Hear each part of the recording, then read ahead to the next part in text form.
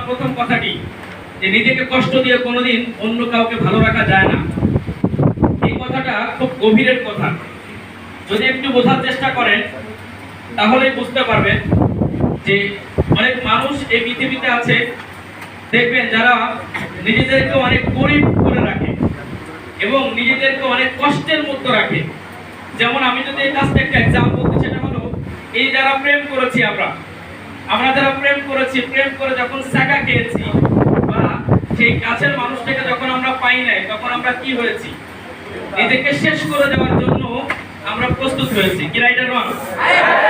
কেউ হাত কেটেছে, কেউ না খেয়ে ঘুরে বেড়েছে, কেউ আবার রাতে ঘুমাচ্ছে না, কেউ আবার দেখা গেছে কষ্টের যন্ত্রণায় সে বিড়ি সিগারেট টানা শুরু করে দিয়েছে। কি রাইট আর রং?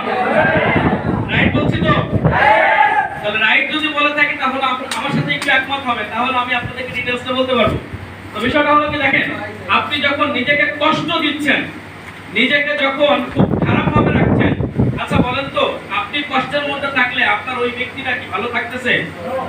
তাহলে আপনি কেন নিজেকে কষ্ট দিচ্ছেন? তাহলে আপনাকে বুঝতে হবে, এই পৃথিবীতে যদি অন্য কোনো মানুষকে যদি আপনি ভালো রাখতে চান, যদি কোনো মানুষকে হেল্প করতে চান, উপকার করতে চান, তাহলে সর্বপ্রথম দরকার আপনার নিজেকে আগে ভালো রাখা।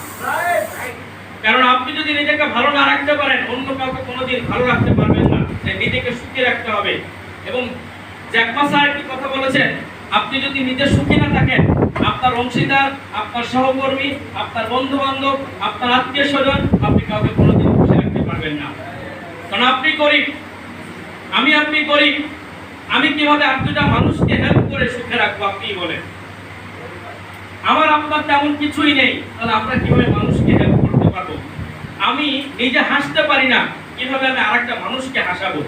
আমার নিজের ভিতরে কোনো নলেজ নাই, কিভাবে আমি আরেকটা মানুষকে আমি শেখাবো?